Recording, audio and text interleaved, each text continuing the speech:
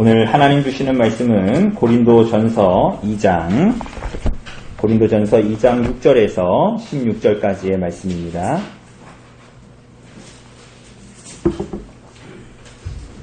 고린도전서 2장 6절에서 16절까지의 말씀 제가 봉독해 드리도록 하겠습니다. 2장 6절입니다. 그러나 우리가 온전한 자들 중에서는 지혜를 말하노니 이는 이 세상의 지혜가 아니요 또 이 세상에서 없어질 통치자들의 지혜도 아니요 오직 은밀한 가운데에 있는 하나님의 지혜를 말하는 것으로서 곧 감추어졌던 것인데 하나님이 우리의 영광을 위하여 만세전에 미리 정하신 것이라. 이 지혜는 이 세대의 통치자들이 한 사람도 알지 못하였나니 만일 알았더라면 영광의 주를 십자가에 못 박지 아니하였으리라. 기록된 바 하나님이 자기를 사랑하는 자들을 위하여 예비하신 모든 것은 눈으로 보지 못하고 귀로 듣지 못하고 사람의 마음으로 생각하지도 못하였다함과 같으니라. 오직 하나님이 성령으로 이것을 우리에게 보이셨으니 성령은 모든 것 곧 하나님의 깊은 것까지도 통달하시느니라. 사람의 일을 사람의 속에 있는 영 외에 누가 알리요? 이와 같이 하나님의 일도 하나님의 영 외에는 아무도 알지 못하느니라.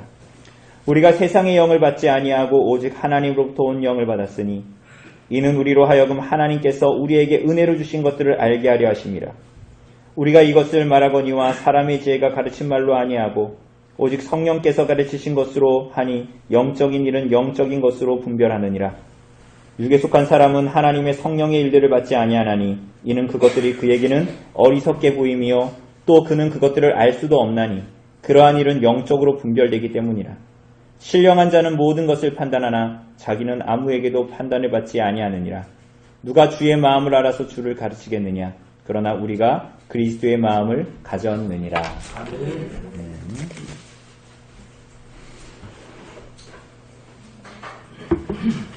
오늘 우리 사랑하는 여러분, 우리가 지금까지 보아온 것처럼 사도가 고린도 교회에 대한 문제를 말할 때에 첫 번째로 지목하고 있는 것이 바로 분열이었습니다.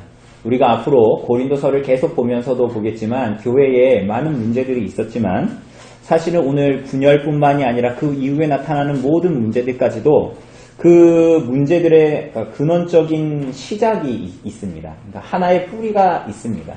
그것을 계속 고린도서에서 사도는 말하는데 그것은 바로 그들이 그리스도와 그 복음을 부인하고 있었던 것입니다. 오해하고 있었던 것입니다.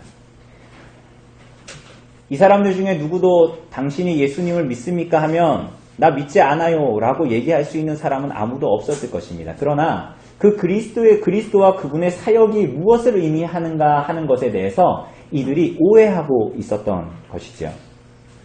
그리스도와 그분의 복음은 결국은 그 그리스도의 복음으로 말미암아 은혜로 구원받은 자들을 자기를 부인하는 삶으로 그들의 일생을 이끌기 시작합니다. 그러나 세상은 끊임없이 자기를 주장하는 삶을 살라고 요청하지요.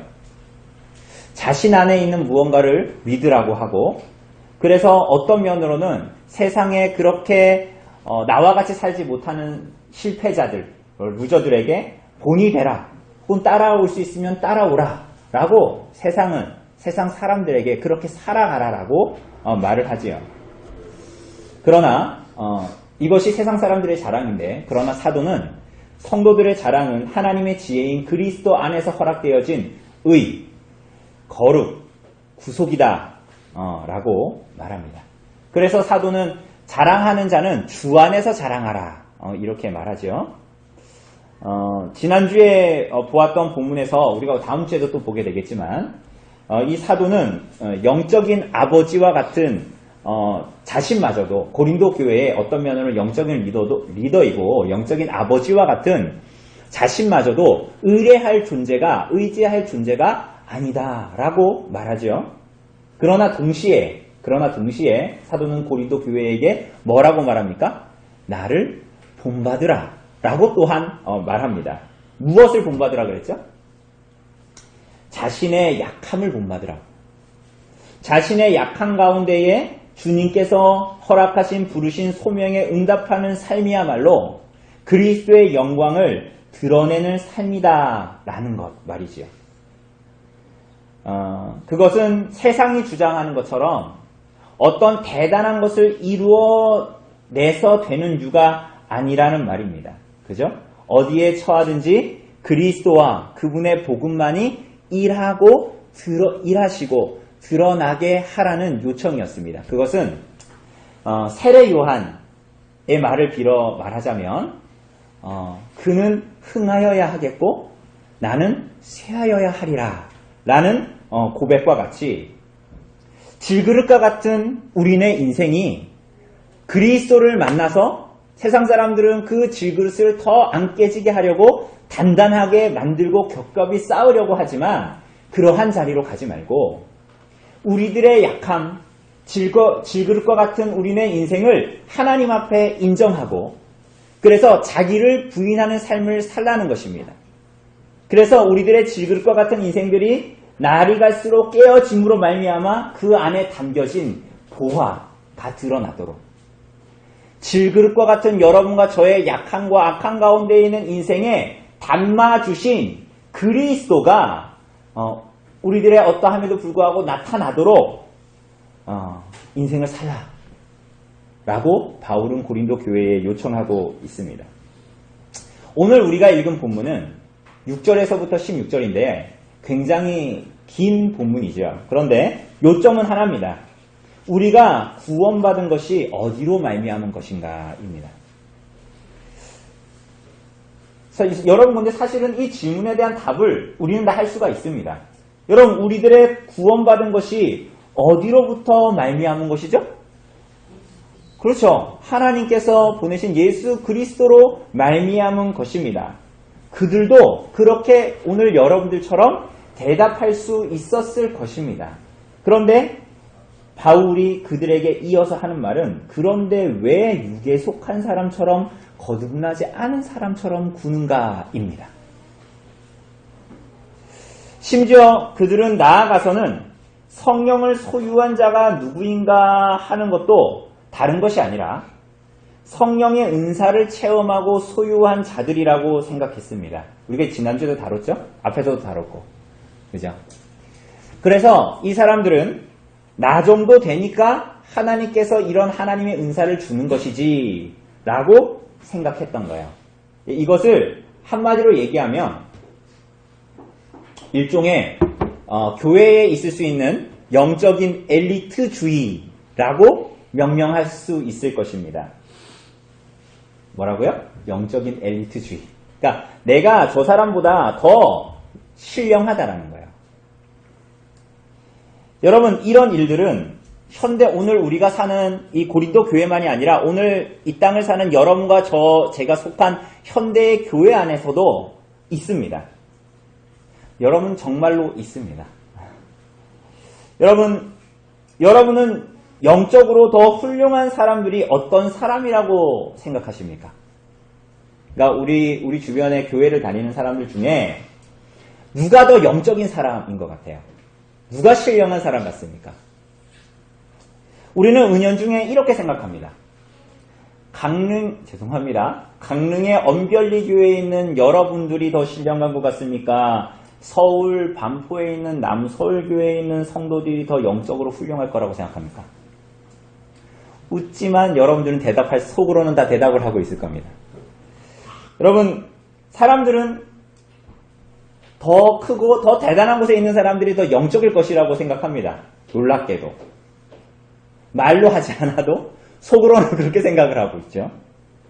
새로운 복음전도의 기술, 교회가 가지고 있는 여러 가지 성장 전략이나 프로그램, 혹은 어떤 교회가 가지고 있는 잘 조직화되고 짜여진 교회 운영체제, 주일학교 프로그램, 여러 가지 음악이나 활동들을 할 수 있는 교회가 더 영적으로 훌륭하고 거기에 속한 사람들이 더 영적으로 훌륭할 것이다 라고 생각합니다.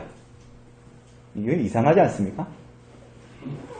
혹은 유치하게도 그리스도인인 정치가, 그리스도인인 경제인, 그리스도인인 돈이 많은 부유한 사람, 혹은 그리스도인인 좋은 직업군에 있는 사람이 뭔가 더 나을 거라고 생각합니다. 다 그런 것은 아니지만 이런 경우가 오늘 우리들이 사는 현실에서는 너무나 많습니다. 그냥 다만 그걸 모른 채 하면서 살 뿐이죠. 굳이 그거 드러내봤자 괜히 나의 자격지심을 드러내는 것 같고, 그러니까 그냥 나하고 그냥 대충 손이 맞는 사람하고 적당하게 잘 지내면 된다라는 마음으로 그냥 살아가는 겁니다. 여러분, 이게 서론입니다. 이걸 잘 들으시면 오늘 본문이 길기 때문에 전체적인 내용을 잘 파악하실 수가 있습니다. 여러분, 심지어는 이것은 조금 더 교묘하게 들어가기도 합니다. 여러분, 저는 어떤 분의 이런 글을 읽은 적이 있어요. 이 글은 어떤 분이 자기랑 같이 공부하는 어떤 지체들을 보면서 한 말입니다. 뭐라 그랬냐면 이런 말을 했어요. 공부할수록 목사님의 설교가 더 잘 들리고 성경을 더 찾아 읽게 된다라는 고백에 모두가 얼마나 이뻐 보이던지 하나님 안에서 우리가 살고 기동하며 존재한다. 여러분, 이 말은 어떻습니까? 공부할수록 목사님의 설교가, 그러니까 성경에 대한 교리나 성경을 더 공부할수록 목사님의 설교가 잘 들리고 성경을 더 찾아 읽게 된다라고 그 같이 있는 사람들이 고백했다라는 거야. 같이 공부하는 사람들이. 그러니까 참 그 사람들이 너무 이뻐 보였다라는 거야, 이분이. 이게 좋은 거예요, 나쁜 거예요? 이게 좋은 겁니까, 나쁜 겁니까? 좋은 거죠. 여러분, 그렇지만 이런 것들조차도 인간의 공로와 의로 삼을 수 있는 죄의 부패를 우리가 가지고 있다는 것입니다. 그죠? 우리가 이렇게 공부를 하는 것이 하나님의 말씀을, 설교를 더 잘 들리게 하고 성경을 더 찾아 읽게 된다라는 그들의 어떠한 것도 부패한 인간의 본성을 가진 죄인들은 자기 공로와 의로 삼기도 합니다. 자기의 열심마저도 그렇게 한다는 거예요.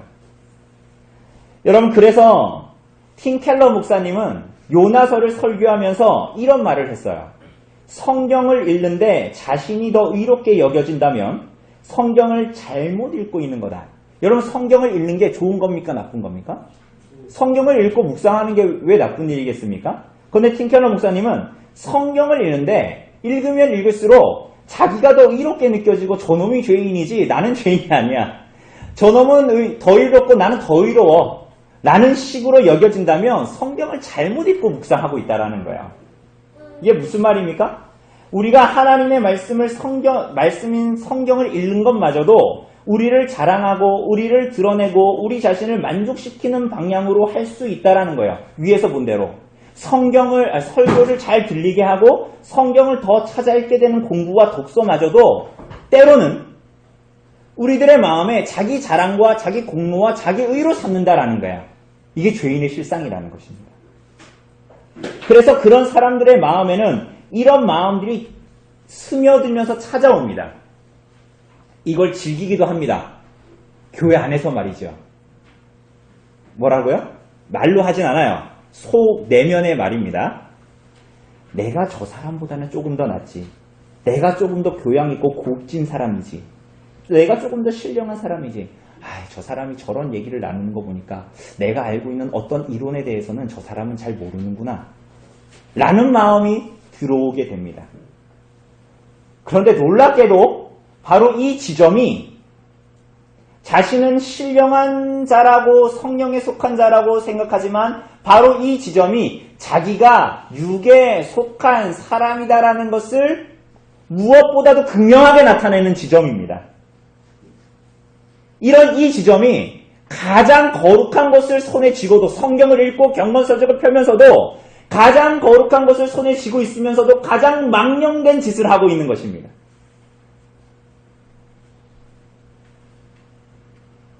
안타까운 것은 조국교회의 많은 성도들이 이것을 알아차리지 못하고 이 자리에 머문다라는 거예요. 머무는 것뿐만이 아니라 이 자리에 머물러서 자기를 그 위치에서 더욱더 성장하게 합니다. 오늘 사랑하는 여러분, 당시에 이게 서론입니다. 이런 배경을 뿌리 깊게 가지고 있는 것이 바로 고린도 교회의 성도들인데 오늘 여러분과 저도 다른 토대에 있는 것이 아니라는 말이에요. 여러분, 당시 고린도 교회에 이런 자들이 있었어요. 그래서 6절을 보면 6절의 말씀처럼 이것은 지금 바울이 고린도 교회에게 말하는 거지만 그것을 그 사람들을 빗대서 말하는 거예요.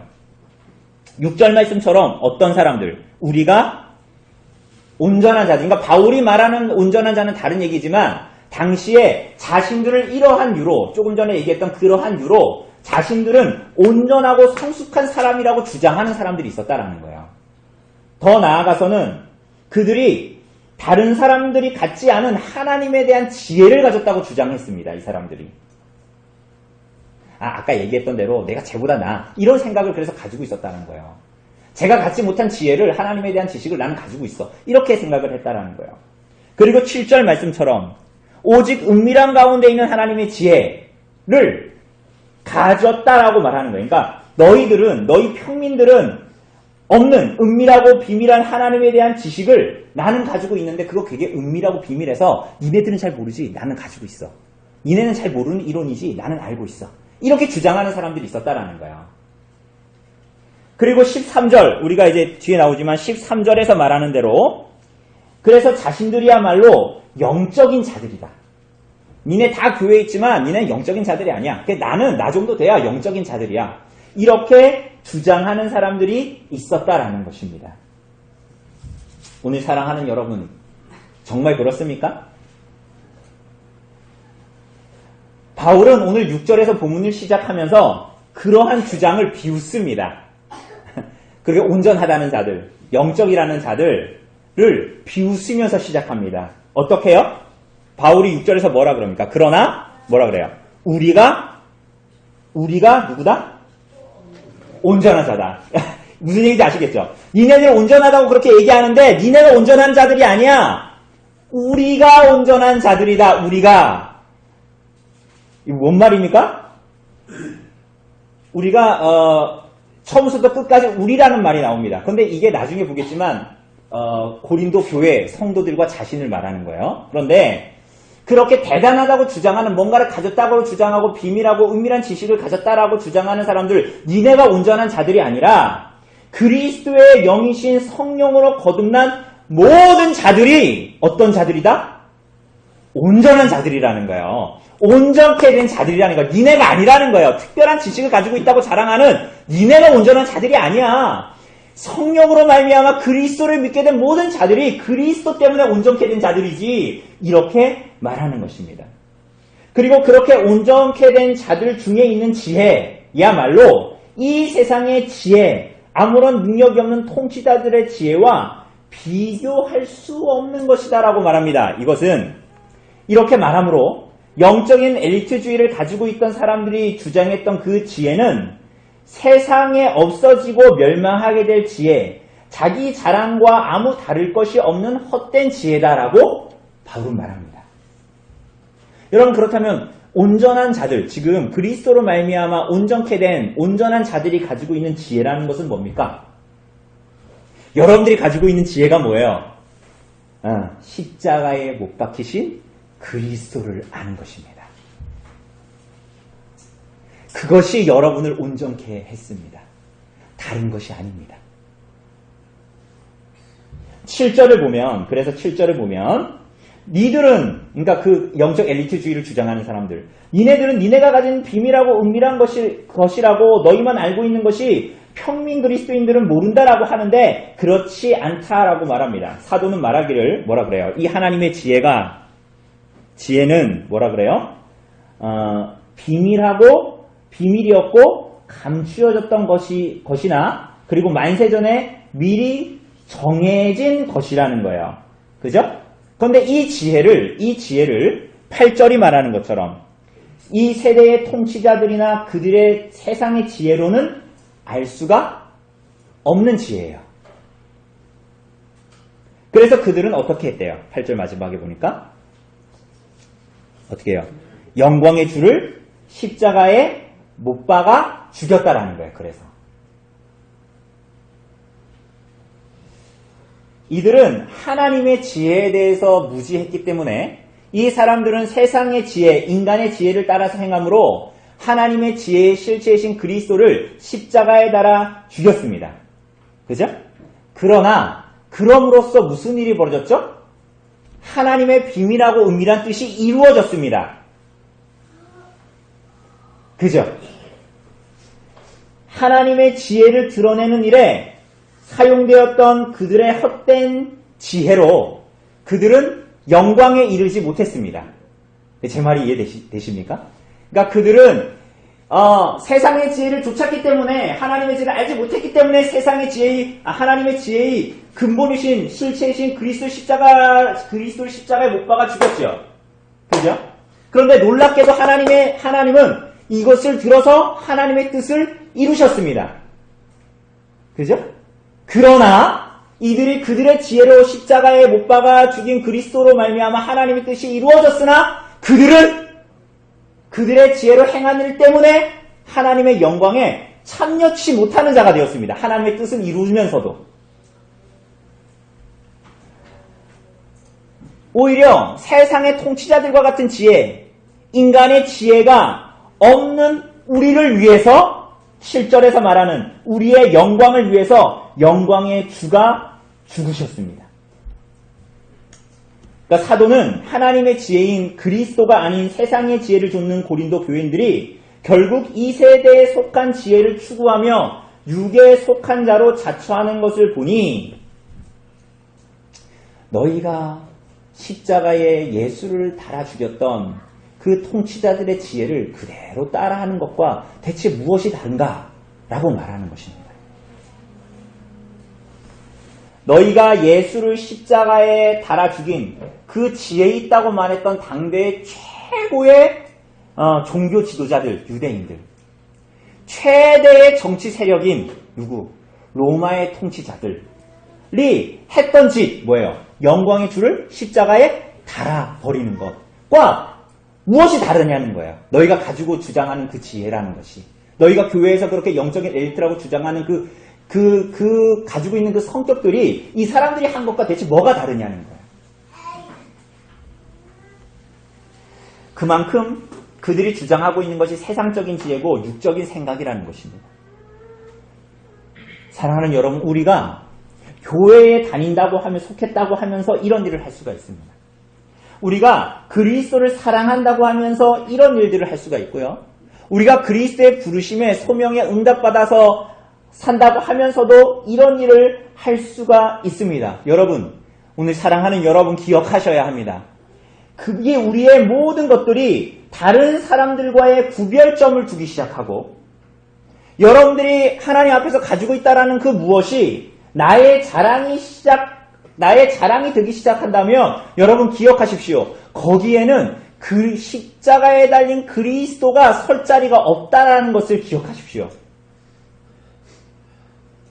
여러분, 그리스도가 다니신 십자가는 무엇입니까? 여러분, 십자가는 여러분하고 저에게 뭘 알려줬습니까? 여러분과 제가 죄인이라는 것을 알려줬습니다. 그 십자가는 여러분 모두를 하나님 앞에서 여러분과 저를 정죄하는 것입니다. 십자가만큼 여러분과 저를 절망의 자리로 이끌어가는 것이 무엇입니까? 십자가는 여러분이 하나님 앞에 무능하고 무지하고 무능력한 자들일 뿐이다라는 것을 명백하게 말하는 것입니다. 여러분의 목숨 가지고도 아무 일도 할 수 없다라는 선포입니다. 고로 십자가로 말미암아 구원받은 것은 여러분의 자격도 아니요, 여러분의 능력도 아니다라는 것을 말하는 것이죠. 오직 하나님의 은혜로 그분의 능력으로 여러분과 제가 구속함을 받고 구원함을 받았다라는 것을 말하는 것이 바로 뭡니까? 십자가입니다. 그리스도의 십자가. 오늘 구절이 말하는 것처럼 눈으로 보지도 귀로 듣지도 마음으로도 생각하지도 못했던 하나님의 지혜인 그리스도의 십자가는 누구를 위한 것입니까? 누구를 위해서 예비된 것입니까? 대단한 능력을 가진 자들, 대단한 명예와 부를 가진 자들, 어떤 평민 그리스도인보다 뛰어난 영적인 은사를 가진 자들, 뭔가를 성취한 자들, 특별한 방법으로 하나님을 알게 된 자들이 아니라 누굴 위해서 예비된 거예요?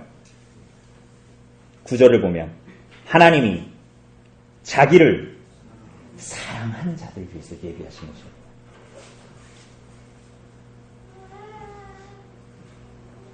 여러분, 여러분과 저는 은혜로 구원받았어요. 그죠?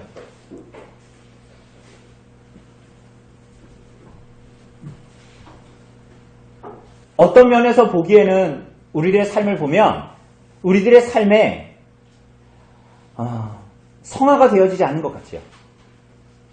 그러니까 우리가 그리스도를 닮아서 요리분답이 말하는 것처럼 내가 예수를 믿는데 성화가 안 되는 것 같아요. 그래서 내가 예수를 믿었는데 죄에 대해서 점점 죽고 의에 대해서 점점 살아야 되는데 그런 것 같아요. 그런 것 같아요. 성령께서 우리 안에 행하시는 성화가 마치 없는 것 같죠.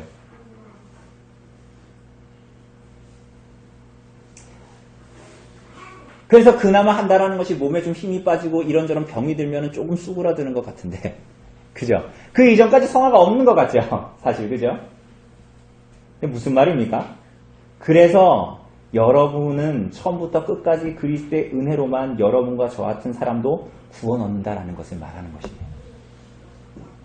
성화를 부인하는 게 아니라 성령께서 행하시는 성화는 분명히 있지요. 그런데 그게 우리 눈에 드러나는 것처럼 보이지 않을 정도로 너무나 미미한 게 여러분과 저라는 거예요. 우리의 죄의 부패가 그렇게 깊다라는 거예요. 그렇기 때문에 여러분과 저는 성화마저도 기댈 건덕지가 되지 않는다. 여러분과 저의 선행조차도 어떤 은사조차도 기댈 것이 되지 않는다. 오히려 그렇기 때문에 여러분과 저는 은혜만 필요한 자다라고 성경은 말합니다. 여러분, 이 말은 막 살아도 된다는 말이 아니죠? 예수님 믿고 막 살아도 된다는 말이 아닙니다. 하나님의 지혜 앞에 그리스도의 십자가 앞에 그 무엇도 자격과 조건이 될 수 없다라는 것을 말하는 거예요. 그런데 타고난 아담의 후손들인 죄인인 여러분과 저는 죽을 때까지 나의 자격과 공로를 어떤 식으로든지 만들고 나의 방패 삼으려고 하는 거예요. 자꾸만. 아니지요. 그죠? 은혜로만 되는 것입니다. 혹시 죄에 대해서 조금 죽었다라고 여겨지면 그것은 은혜로 된 것이지 옆에 있는 사람보다 내가 더 수준 있고 조금 더 잘나서 된 것이 아니라는 것입니다. 우리 눈에는 이유 모를 한량없는 사랑을 받아서 된 것이지 여러분이 무엇을 해서 그렇게 된 것이 아니라는 말입니다. 사랑하는 여러분, 그렇다면 어떻게 우리는 하나님의 지혜를 받아들이고 알 수 있었습니까? 여러분과 제게 처음부터 뭔가 있었던 것이 아니라면 어떻게 우리는 하나님의 지혜를 받아들일 수 있었죠? 10절입니다. 우리 10절 한번 같이 읽어볼까요? 10절 시작. 오직 하나님이 성령으로 이것을 우리에게 보이셨으니 성령은 모든 것 곧 하나님의 깊은 것까지도 통달하시느니라. 10절을 조금 다르게 번역하면 이런 겁니다. 어떻게 우리가 하나님의 지혜를 받아들일 수 있었냐? 우리가 이런 상태인데 왜냐하면 이렇게 시작합니다. 왜냐하면 우리에게 하나님이 성령을 통해 보이셨기 때문입니다. 뭐라고요? 왜냐하면 우리에게 하나님이 성령을 통해 보이셨기 때문입니다. 그래서 다른 사람들, 통치자들, 세상의 지혜를 가진 사람들은 그리스도를 받아들일 수 없었고 여러분과 우리는 고린도 교회와 사도는 받아들일 수 있게 되었다. 무엇 때문에요? 성령님 덕분에 그렇게 된 거야. 성령님 덕분에. 그래서 11절이 비유로 말합니다. 뭘 말해요? 사람의 일을 사람의 속에 있는 영 외에 누가 알겠는가? 이건 비유입니다. 그러니까 이런 얘기예요. 자기 마음의 생각과 뜻을 누가 제일 잘 알아요? 아니, 자기 마음의 생각과 뜻을 옆 사람이 더 잘 알아요? 자기가 더 잘 알아요? 자기가 더 잘 알아요. 그 얘기 하는 거예요. 그러니까 자기 마음의 생각과 뜻을 자기가 제일 잘 아는 것처럼 사람의 일을 사람의 속에 있는 영 외에 누가 잘 알겠냐는 거예요. 그것처럼 그래서 10절 하반절을 보면 왜냐하면이 사실은 나옵니다. 왜냐하면 성령은 모든 것 곧 하나님의 깊은 것까지도 통달하시느니라. 그러니까 하나님의 지혜를 우리가 알게 된 것은 하나님의 영이신 성령이 우리에게 주어졌기 때문이다. 마치 사람이 자기에 속한 것을 자기에게 속한 것을 가장 잘 아는 것이 자기인 것처럼 하나님의 영이신 성령이 우리에게 주어져서 하나님의 지혜를 우리가 알게 된 것이다. 이렇게 얘기하는 것입니다. 그러니 우리가 대단해서 당시의 영적 엘리트주의라고 자기를 주장했던 사람들, 그 사람들이 대단해서 하나님의 지혜를 알게 되고 깨닫게 되고 믿게 된 것이 아니라 우리들에게는 오히려 아무런 공로가 있는 것이 아니고 자랑할 것이 아니라 하나님의 지혜를 깨닫게 되고 알게 되는 그 중요한 열쇠요 키는 누구다? 성령이시다. 이렇게 말하는 것입니다. 바울은 계속 말합니다. 12절을 보면 우리가 세상의 영을 받지 아니하고 라고 말합니다. 또 누구라고 말해요? 우리. 이게 누굽니까? 고린도 교회 성도들을 말해요. 응? 우리는 고린도 교회 성도들은 엄멸리 교회 성도들은 이 세상에 속하지 않은 세상의 영을 받지 않은 다른 질서와 시대에 속한 자들이기 때문에 지금 그들의 행동, 육에 속한 자의 행동, 세상과 인간의 지혜를 찾고 그런 성격을 드러내며 살아가는 것을 그만두어야 한다. 왜? 너희는 세상의 영을 받은 자들이 아니기 때문이다. 이렇게 말합니다. 우리는 뭘 받았다고요? 12절에 보면 오직 어디로부터 온? 하나님으로부터 온 영을 받았다. 그렇게 성령을 주신 이유가 뭐예요? 우리에게 은혜로 주신 것을 뭐라 그래요? 알게 하려 하심이라 라고 말합니다. 십자가에 못 박힌 그분을 통한 구원의 은혜를 알게 하기 위해서 성령을 보내셨다라는 거예요. 하나님의 비밀하고 감추인 지혜인 그리스도를 알아서 구원을 얻는 것이 아니라, 그래서 니네보다 내가 더 나아 이렇게 되는 것이 아니라 하나님이 사랑하는 자들에게 알게 하시려고 주신 성령으로 알게 되는 것입니다. 이 두 개는 다르죠? 내가 하나님의 지혜를 알아서 하나님께 속하게 된 게 아니라 하나님이 여러분과 저를 사랑하셔서 알게 하시려고 주시고자 누구를 보내셨다? 성령을 보내셔서 알게 하신 거라는 거예요. 그러니까 우리들의 공로가 있어요, 없어요? 우리들의 자격과 조건이 여기에 속해 있습니까? 안 속해 있습니까? 안 속해 있지요. 이 모든 것이 택자들에게 하나님께서 주신 처음부터 마지막까지 태어나면서 숨이 끊어지는 그 순간까지 모두가 하나님의 은혜에 속한 것일 뿐이다라고 말하는 것입니다. 사랑하는 여러분, 그렇게 성령의 은혜를 받은 자들, 그래서 그리스도와 그분의 십자가의 복음을 깨닫게 된 자들은 어떻게 살아가게 됩니까? 14절을 보면 육에 속한 사람, 육에 속한 사람이라고 나오는데요. 이거 사실은 직역하면 혼적인 사람입니다. 뒤에는 영적인 사람이 나오거든요. 그런데 이건 혼적인 사람입니다. 그러니까 왜 이걸 구별하냐면요. 이제 다음 주에 보는 3장에는 육신에 속한 자라고 또 나오거든요. 비슷한 얘기가. 근데 이 두 개는 2장에서 하는 얘기가 3장에서 하는 얘기가 똑같이 육에 속한 사람이라고 얘기하지만 아예 다른 단어를 씁니다. 번역상에는 굉장히 비슷한 것 같지만. 그래서 여기에 보면 육에 속한 사람은 혼적인 사람이에요. 이 혼적인 사람이라는 건 뭡니까? 여기서 육적인 사람이라는 건 막 나쁜 짓을 하고 막 그런 일들을 하는 사람이 지금 육적인 사람이라고, 육에 속한 사람이라고 말하는 것이 아니라 그냥 태어나서 순전히 인간적인 생명의 수준을 가지고 살아가는 사람. 누구예요? 아담의 후손들. 그냥 이 땅을 살아가서 하나님 안 믿고 태어나서 하나님 없이, 여러분과 제가 한때 그랬던 것처럼 하나님 없이 살아가는 모든 자연인들을 말하는 것입니다. 그죠? 그 사람들은 어떻게 한대요? 성령의 일을 어떻게 해요? 거절해요. 성령의 일을 거절해요. 성령께서 그리스도와 그분의 십자가를 알게 하는 것을 거절합니다. 이 사람들은. 왜? 그게 어떻게 보이는 거야? 교회 가는 게, 예수님 믿는다고 하는 게 어때 보이는 거야? 예수 그리스도와 그분의 십자가의 복음이 어때 보여요? 미련해 보이는 거야. 그러니까 어리석게 보이는 거야. 교회 왜 가냐? 여러분, 이것은 반대로 말하면 우리들에게 어떤 진리를 말해줍니까? 여러분과 저도 본성상 하나님의 진리에서 눈먼 자들이었다라는 거예요. 해가 뜨는데 맹인이 그 해돋이 앞에 서면 해를 볼 수 있어요? 그게 여러분과 저였다라는 거야. 여러분과 저도 자랑할 게 없다라는 거예요. 그러니까 누구한테도 자랑할 게 없다라는 거야. 원래 육에 속한 자들이라 아담의 유산을 받아서 비참한 가운데 살다가 그 비참함도 모르고 그냥 손에 잡히는 거 그게 대단한 직장이든 뭐 자동차든 집이든 세상에 자랑하는 무엇이든 헛된 것으로 자랑하다가 스스로 만족하다가 비참함의 절정이 뭐예요?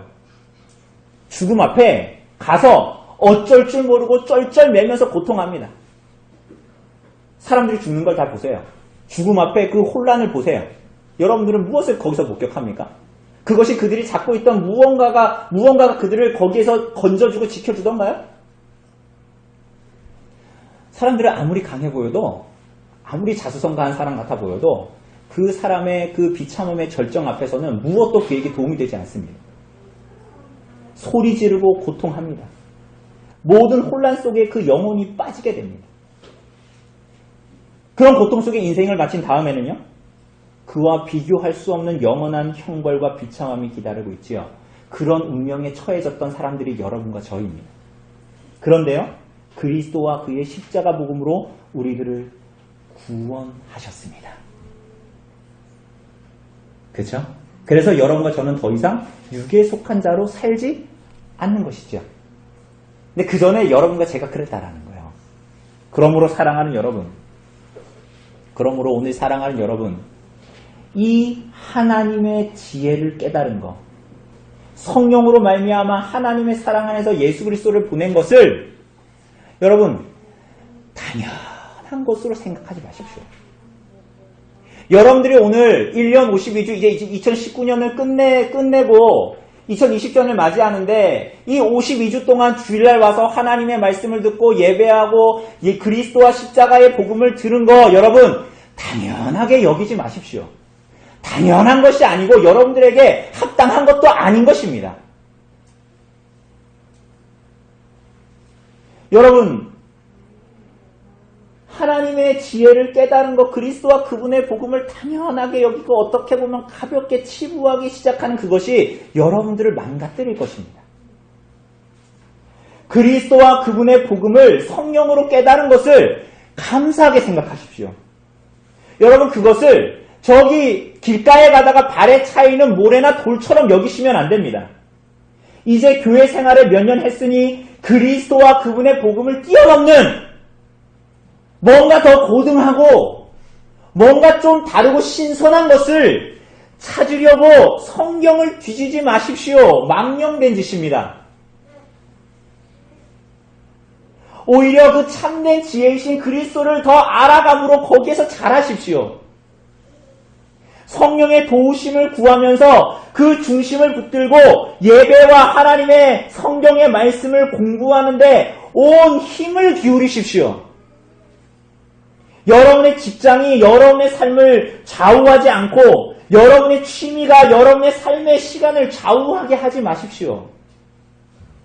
그것이 하나님께서 여러분에게 허락하신 인생의 지혜가 아닙니다. 그것이 마지막 여러분이 숨을 거둘 때 여러분의 영혼을 그 비참하고 혼란스러운 곳에서 구원할 수 있는 이유가 아닙니다. 하나님의 성경의 말씀 앞에 매일 서십시오. 그분께서 우리들을 용서하시고 우리의 이 자기만족적인 삶을 여전히 구가하는 이 비참함에서 나를 벗어나게 해달라고 하나님께 구하십시오. 그렇게 매일 그리스도의 십자가 앞에서 여러분이 죽고 그리스도의 죽음으로 말미암는 생명이 성령으로 말미암아 여러분의 삶에 더욱 선명하게 드러나게 해달라고 하나님 앞에 부르짖으셔야 됩니다. 사랑하는 여러분, 그런데 이 생명보다도 귀한 하나님의 지혜인 그리스도와 그분의 복음을 고린도 교인들은 어떻게 다루고 있습니까? 고등한 지혜와 영적인 엘리트주의가 하나님 앞에 자격과 조건이 돼요. 그리스도의 십자가가 육적인 사람들이 하고 세상이 하는 것처럼 그들에게 미련하고 어리석은 것이 되었다라고 말합니다. 이게 무슨 얘기입니까? 우리가 흔히 하는 거야. 예수님하고 복음 말고 이제 그 얘기 이제 귀에 딱지가 앉아서 이제 외울 정도야. 그 얘기 좀 그만해. 그 뻔한 얘기. 교회에서 하는 그 뻔한 얘기. 그 졸리기만 한 얘기. 그 졸리기만 한 예수님 얘기. 그 매번 들어서 TV만 틀면 나오는 십자가 얘기.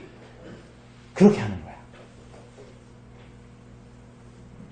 여러분 그렇다면 여러분의 영혼은 굉장히 위험에 처해 있는 것입니다.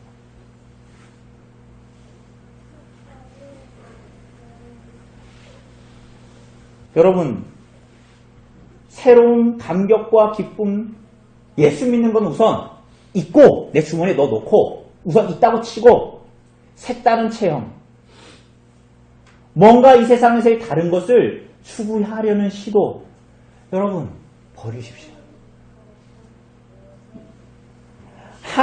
하나님의 모든 충만과 영광과 모든 소망이 다 그리스도 안에 있습니다.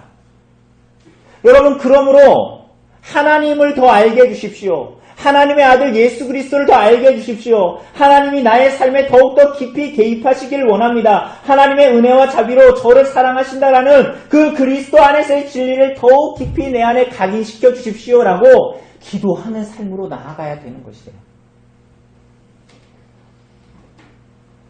사랑하는 여러분, 다른 것을 구하지 마십시오. 인생은 생각보다 길지가 않습니다. 여러분 15절이 말하는 것처럼 신령한 자는 모든 것을 판단합니다. 여기서 신령한 자는 뭐라면요, 이렇게 공중에서 약간 하나님 믿고 떠다니는 사람 이런 걸 말하는 게 아니라 성령과 함께한 자. 우리가 위에서 계속 얘기했잖아요. 성령으로 예수님을 알게 된다고 했잖아요. 성령과 함께하는 자, 하나님의 영이 간섭하는 인생, 성도를 말하는 것입니다. 성령으로 말미암아 그리스도와 복음을 깨닫고 그와 동행하는 사람들은 성령이 없는 자를 포함해서 모든 것을 진리 앞에서 분별할 수 있는 능력이 생깁니다. 그러나 자기는 아무에게도 뭐 한다고요? 판단을 받지 않는다라고 말하죠? 무슨 말이죠? 고린도 교인들은 위에서 본 대로 스스로 영적이라고 여겨서 사도를 오히려 판단했죠?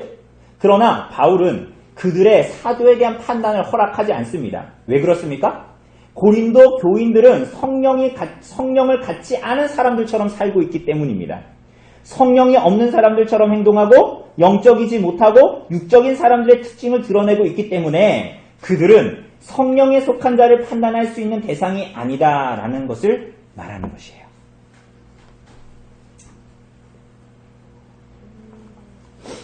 여러분, 부연해서 말씀드리자면 이 얘기는 지금 바울이 고린도 교인들을 향해서 니네가 너무 예수님 믿는다고 하면서 너무 막 사는 거 아니야?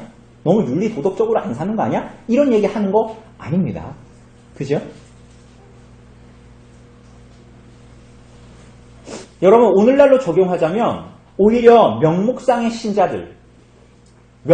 신자들은 오히려 윤리적이고 도덕적인 삶을, 특별히 다른 사람들에게 폐를 끼치지 않으면서 살아가는 삶을, 이게 선한 삶이죠. 사람들도 말하는 선한 삶을 자기의 무기로 삼기도 합니다. 이 고린도 교회 성도들처럼. 그래서 자기 구원의 표로 삼아서 자기와 다른 사람을 구별짓는 방식으로 사용합니다. 그래서 내가 뭐 어때서 이렇게 말합니다. 그래서 이 사람들은 뭐에 반응을 잘 하냐면 이런 거에 반응을 해요. 간음하는 거, 동성애, 도둑질, 헌금 내는 거, 술 마시고 담배 피는 거, 이런 거에 굉장히 민감하게 반응합니다. 여러분 이것은 제가 이 말을 드리는 것은 그거 하라는 말이 아닙니다. 십계명에 속한 의무를 수행하는 것은 매우 중요한 일이죠. 그런데 그것을 바리새인들처럼 그걸 지켜서 자기 무기와 자랑 삼는다라는 것이 문제라는 거예요. 왜 문제예요? 이 계명에 순종하는 것으로 자기를 구별하지만 정작 그 계명의 서문에 자신이 누구인지를 보지 못하는 거야. 여러분 이 계명의 서문에 뭐가 있습니까? 하나님이 이 모든 말씀으로 말씀하여 이르시되 나는 너를 애굽 땅 종되었던 집에서 인도하여 낸 내 하나님 여호와니라. 뭐예요? 너는 계명을 지켜서 구원받을 수 있는 존재가 아니라 너는 종이었다. 그런데 내가 너를 뭐 했다? 구원했다. 그래서 자기가 정말 그리스도 안에서 하나님 앞에 나아갈 수 있게 됐고, 예수님 안에서 모든 충만과 영광으로 부르셨다라는 거. 그래서 그분의 의와 거룩과 구속의 은혜 앞에 있다라는 것에 대해서 이 사람들은 놀랍게도 외면합니다. 그러니까 그 계명을 막 내가 지켜가지고 내가 어떤 사람보다 우위에 가는 게 훨씬 더 중요한 거예요. 근데 본질적으로는 뭐가 더 중요한 거예요? 그리스도의 십자가와 구속의 은혜를 묵상하고 그분을 알고 하나님의 지혜를 아는 것이 훨씬 더 중요하죠. 내가 죄인이라는 것, 내가 죄인인데 구원받았다라는 것. 그런데 그거 그리스도를 위해서, 그리스도를 통해서 하셨다라는 것, 그게 훨씬 더 중요한 거잖아요. 그걸 놓치고 자꾸 다른 걸 붙잡는 거예요. 그러니까 하나님을 아는 것과 그분의 지혜와 그리스도를 아는 것에는 딴전을 피우고 게으르면서도 신경을 안 쓰면서도 자꾸 다른 거, 그런 걸 붙들고 다른 이와 구별 짓고 자랑하려고 하는 거야. 사도는 정말 그리스도의 영이 있다면 그런 짓 할 수 없다라는 거야.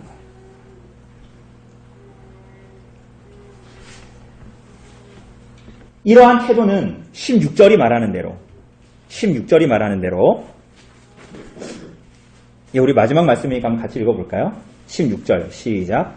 누가 주의 마음을 알아서 주를 가르치겠느냐? 그러나 우리가 그리스도의 마음을 가졌느냐? 누가 주의 마음을 알아서 주를 가르치겠느냐? 곧 예수 그리스도의 십자가의 의미를 외면하면서 지혜를 구하는 자가 주를 가르칠 수 있다고 생각하는 자의 어리석음과 전혀 다를 바가 없다라는 거예요. 이거 이해되십니까?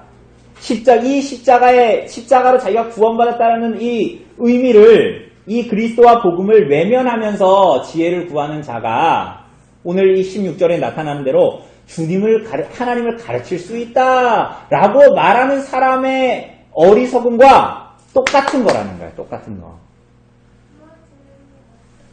그러면서 바울은 뭐라 그래요? 그러나 우리가 그리스도의 뭐를 가졌다?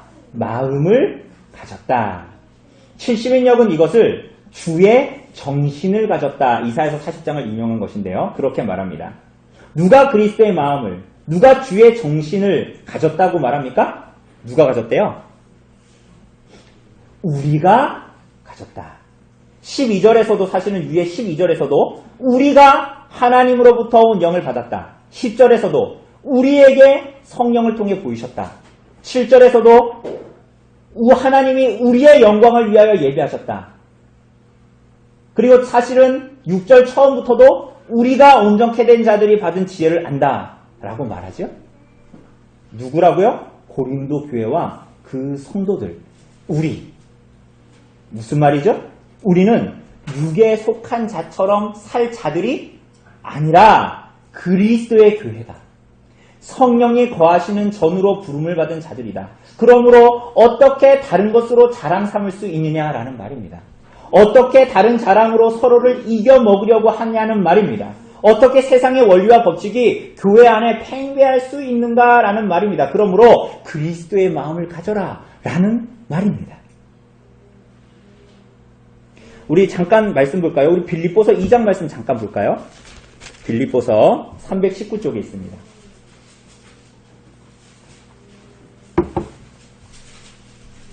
빌립보서 2장 5절입니다.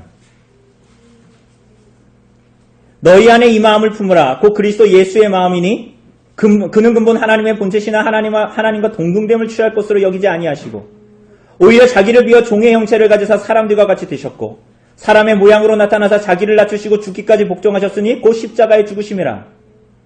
그럼 무슨 얘기입니까?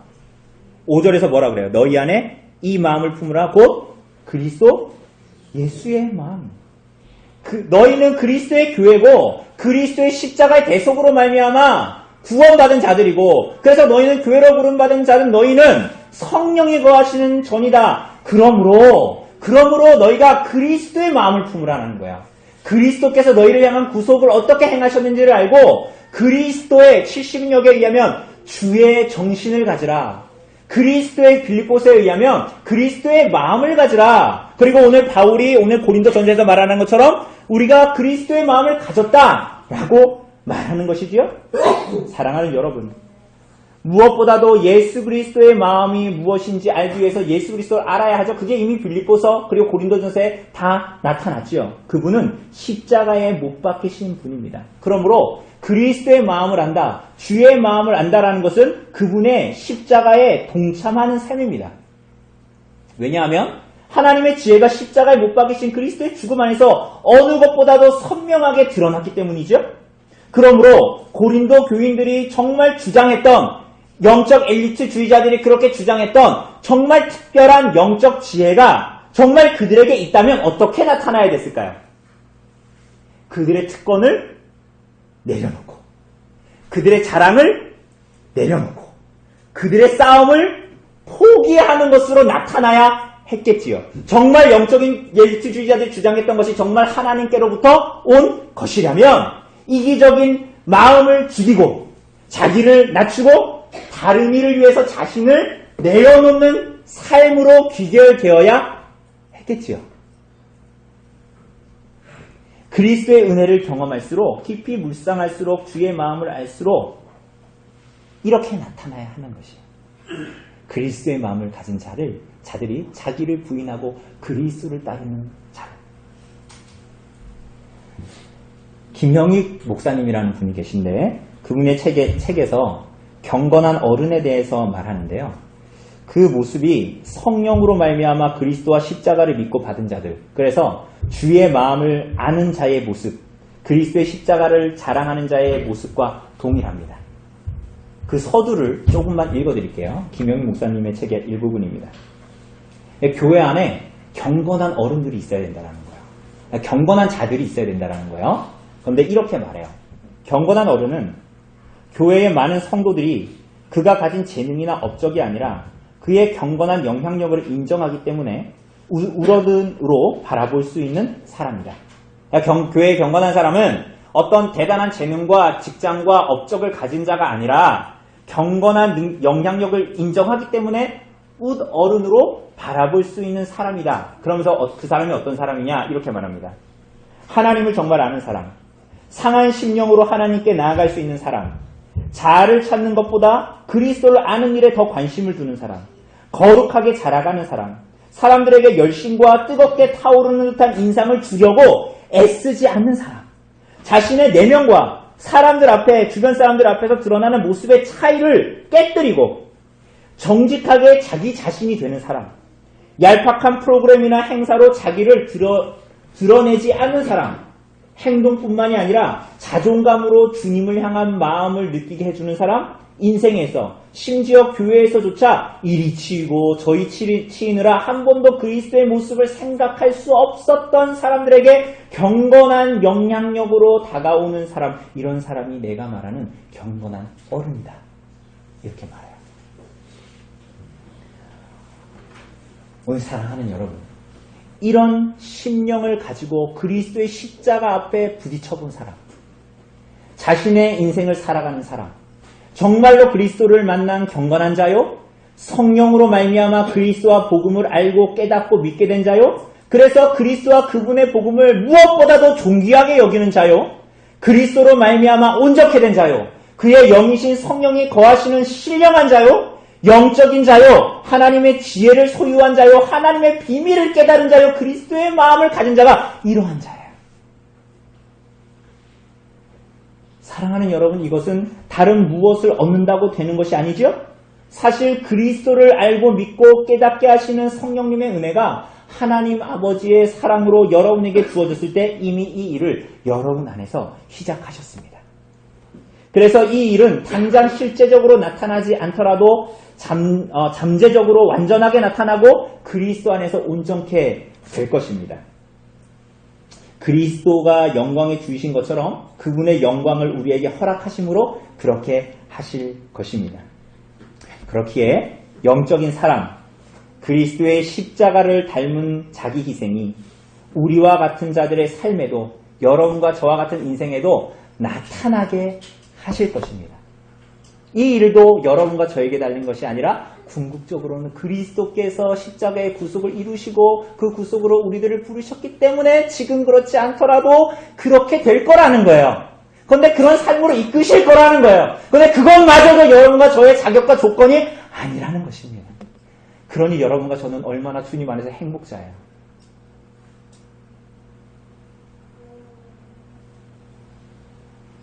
여러분, 그렇게 우리를, 여러분과 저를, 고린도 교회 성도들을, 언별리 교회 성도들을, 우리를 온전한 자요, 성령이 거하시는 자요, 하나님의 지혜를 가진 자요, 하나님의 비밀을 알아 그리스도의 마음을 가진 자로 부르신 것입니다. 여러분, 그것이 이 세상에서 부름을 받은 성도요 교회입니다.